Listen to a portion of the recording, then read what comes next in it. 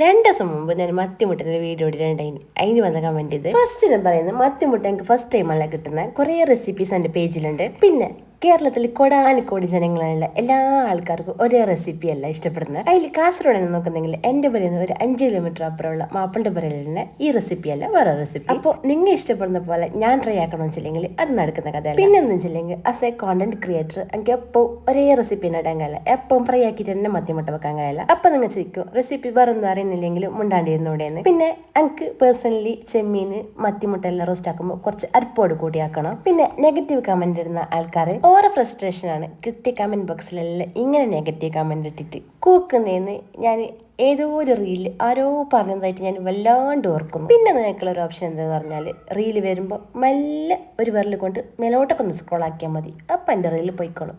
അപ്പോൾ ഇത്ര തന്നെ എല്ലാം പറഞ്ഞ പോലെ.